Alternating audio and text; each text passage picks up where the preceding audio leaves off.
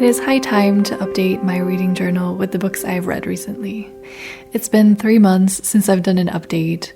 I love doing these spreads, but they tend to take a lot of time to make, and as the pile of books I had read was growing, the more I got discouraged to get started. But I got a little spark of creativity a couple of weeks ago, so I finally got to it, and I really love how some of these turned out. So here are 9 book spreads. I hope you enjoy. Let's get started with book 1, Eragon by Christopher Paolini. This is book 1 in the Inheritance Cycle, a young adult fantasy trilogy. A farm boy named Eragon finds a blue polished stone in the forest and tries to sell it to the highest bidder, thinking it will definitely get his family through winter. Except the stone starts to hatch, and out comes a dragon. Eragon has little time to figure out what this means, and all the new enemies he suddenly has, all the politics he needs to understand, and most importantly, who he can and cannot trust. The story of this first book is filled with adventure. We get a bit of world building, a lot of characters and creatures are introduced. I thought it was very fun to read. It does have very mixed reviews, and I get some of the criticism. It does feel a bit like a first draft of a book and they forgot to send it to the editor. But to be fair, it was written by a 16-year-old, which is pretty impressive. I know a lot of people who absolutely adore this series, especially if they grew up with these books. Later readers often complain that it has just a few too many similarities to series like Lord of the Rings and others. But I haven't read that much high fantasy, so this wasn't an issue for me. If you're an experienced fantasy reader and you haven't read this one, then maybe you will have some of these same issues as well. But I quite enjoyed it. I did also start book 2 where I got a little bit stuck, so I'm not sure when I will continue the series, but I will eventually. It's just that at the start of book 2 there is a lot of politics and a lot of walking, and I was just getting a little bit uninterested. I will probably pick this series back up. It is a little intimidating because there are 3 more books and it's a lot of world building. I'm having a little hard time keeping up, but to be continued. For my reading journal spread, I used this gorgeous paper. A friend of mine got married a few months ago, and the dress I ordered came wrapped in this, and I will use every little piece of it in my journal spreads because I just think it's so beautiful.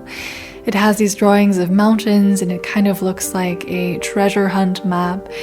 It was particularly fitting for an adventure story like this. I also made a little doodle of Saphira, Eragon's dragon, and used my brown paper for the background.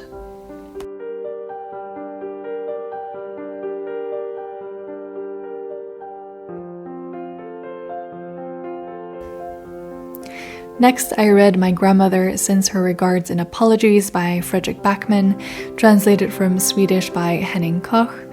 Elsa is 7 years old and her grandmother is her hero and her best friend. Elsa likes to get lost at night in her grandmother's stories about the Land of Almost Awake and the Kingdom of Miamas, a secret imaginary world where Elsa and her grandmother go on adventures and quests. Elsa ends up going on a solo, real-life adventure through which she learns more about her grandmother's life stories in the world.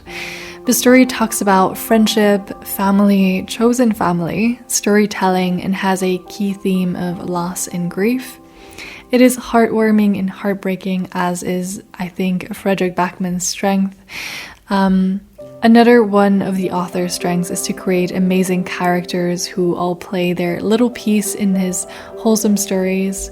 Once again, I fell in love with so many of the characters despite their flaws and incredibly frustrating tendencies. The author gives them enough depth and character development that you can't help but love them. I can't say I loved it as much as A Man Called Ove because that book had me seriously ugly cry, but it was still a really fun, cozy read that put a smile on my face. But it did lose me at times because it is kind of like listening to a 7-year-old telling you about their dreams and imaginary worlds, which is wonderful, but can sometimes be a lot when you're trying to keep track of a story. This story definitely has a hopeful tone to it, but just be aware of some potential content warnings of grief and loss, death of a pet, bullying, PTSD, and OCD. For the spread, I did really want to channel the whimsical nature of this book, and so I went with an embroidered letter in small envelope surrounded by little doodles in purples and browns.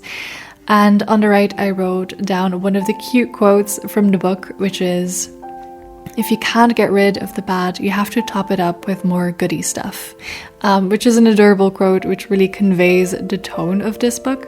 And I surrounded this as well with these little doodles.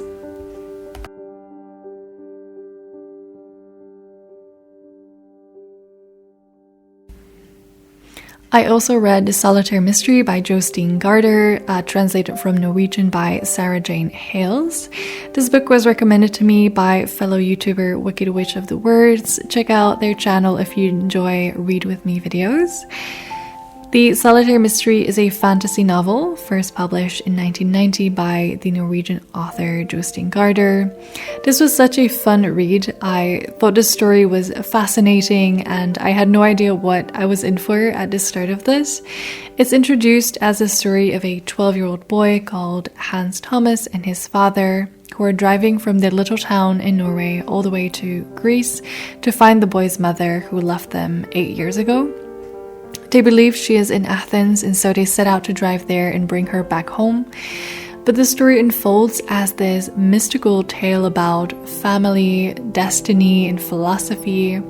Overall, a very quirky novel and an interesting concept, and it almost reads like a fairy tale.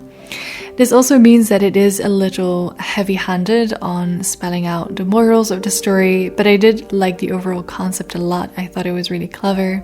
I think you will like this book if you like plot-driven, quirky, fairy tale-like fantasy. Just a disclaimer that this book was written in 1990 and there are some terms in there for little people which are slurs, so a content warning for that. For this spread, I went with a black and pale red color scheme for this reading journal. I drew some rose doodles, I think because some of this book did remind me of Alice in Wonderland because of the cards, and my brain somehow ended up with roses in black and red, which in my mind made sense.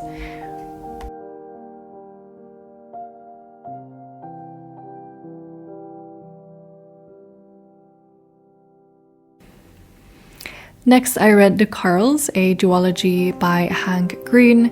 The first book is called An Absolutely Remarkable Thing, and book 2 is A Beautifully Foolish Endeavor.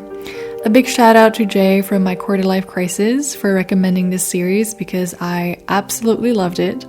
Not only did I read these so fast I could not put them down, they also are the closest books to what I hope to write one day, which is a young adult adventure meets social critique in a way that is critical yet hopeful about humanity. So that brought me on a different level of excitement. As for the story, in the middle of the night in New York City, April May stumbles upon a massive sculpture, which she later calls Carl. She calls up her friend Andy and they shoot a funny video of her interviewing the sculpture and they upload it onto YouTube. They wake up to the video having gone viral and to the news that there are Carls all around the world who popped up seemingly overnight. The world looks to April to figure out this mystery and she's thrown into fame, international politics, and all the consequences that come with that. Crisis of identity, of relationships, and a lot of scary haters. This book is brilliantly written, it is funny, and it highlights a lot of important things about society without sounding preachy at all. This book was definitely a reading highlight for me so far this year. I would highly recommend it if you enjoy YA.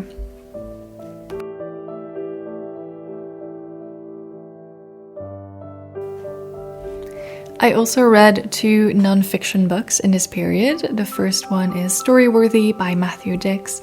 Storyworthy starts off with an anecdote about The Moth, a podcast I used to listen to religiously. I've probably listened to one of the author's stories on there without really knowing, but it's been years since I listened to this podcast, so it gave a nice nostalgic tingle. This book does more than teach you how to craft a good story. In a way, I found it also tells you that you should and how you can romanticize your life. It helps you notice all the story-worthy moments that are already present in your life. You don't need crazy things to happen to you to tell a good story about it. And actually, the best stories are about small things, small, meaningful moments. And it is absolutely astounding how you will look at your life differently after reading this book. But if you are looking for a practical guide to improve your storytelling, then you will also get that. It takes you through the different steps of crafting a story, and it gives you tips to make them better. I love it when books are practical and deliver on what they promise, and Storyworthy definitely went beyond my expectations.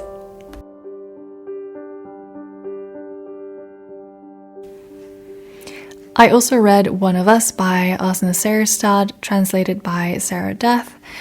In this book, the author takes a deep dive into the attacks in Norway on July 22nd, 2011.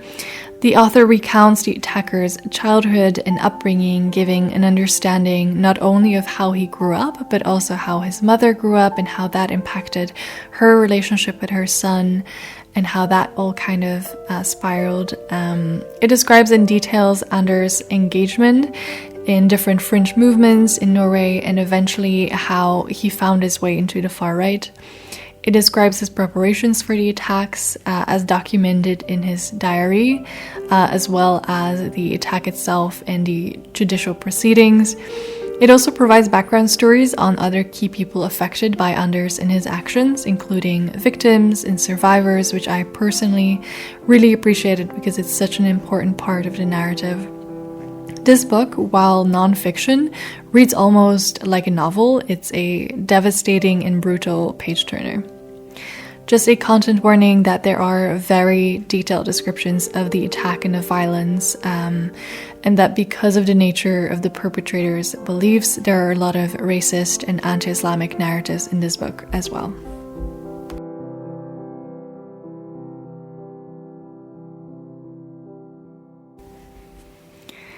I also finally read Rebecca by Daphne du Maurier, and I was not disappointed. I really enjoyed this one. It is a gothic tale which follows Maxim de Winter in the aftermath of his wife's death. Rebecca was charming and loved by everyone and left a big mark on the world of people around her. Maxim meets a narrator of the story, a young 21-year-old woman who is never actually introduced to us, in France on holiday, where she was the companion of an awful, wealthy American woman called Mrs. Van Hopper. She escapes her fate of another round of second-hand embarrassment in yet a new country when Maxim decides they should get married, and he whisks her away from Mrs. Van Hopper. After a whirlwind of romance abroad, Maxim's new wife moves into their home, Manderley, where Maxim and Rebecca lived before, and she is faced with constant reminders of Rebecca's continued presence in Maxim's and their friends' and family's life. There are lots of expectations, but she will never be like Rebecca, and it feels like Rebecca's shadow will never leave. This is the first Gothic novel I have truly enjoyed. While the pacing was slow and at times it dragged a little, it is also just a masterclass in suspense. You are always a little on edge reading this. There is this ominous vibe that the author manages to continuously hold throughout the book. It is also just gorgeously written and definitely a book I will reread sometime. For the journal spread, I had Manderley in mind, and I just wanted to have this overgrown Gothic window in the night, which I drew partly on this brown paper and then made sure to color in the background in black and added some little stars.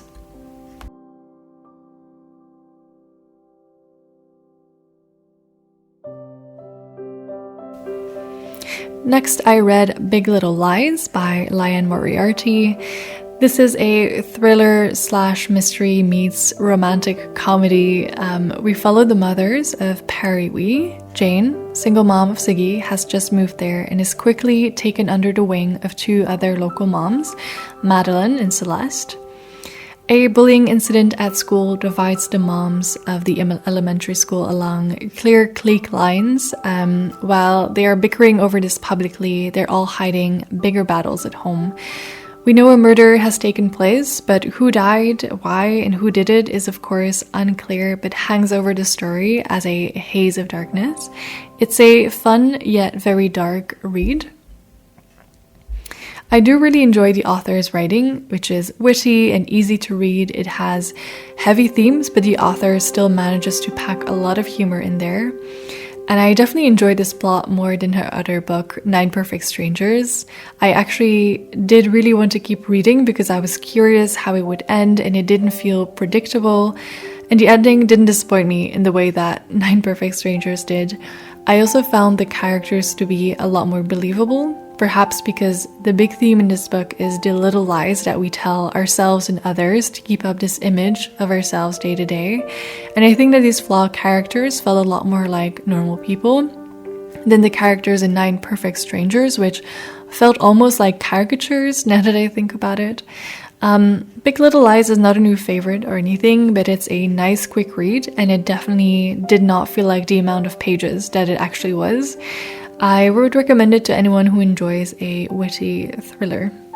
Lots of content warnings, however, in particular for domestic abuse. It is written quite in detail, but it is done in a non-romanticized way.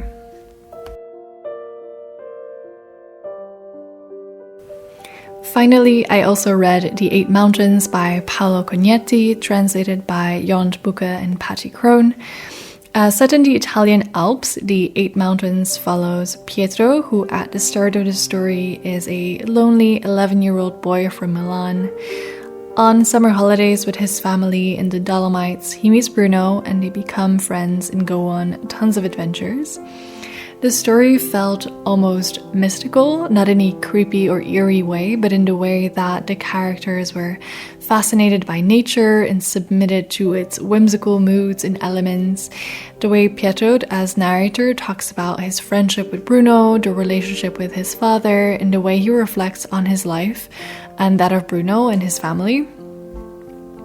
The writing is very simple and it reads almost like a memoir, and I think the beautiful setting of the Italian Alps makes the contemplations and philosophizing feel quite natural.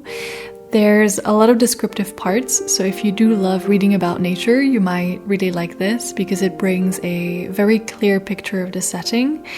It's a beautiful coming-of-age story where the main character tries to figure out a lot about himself, but also the relationships with the people and with nature.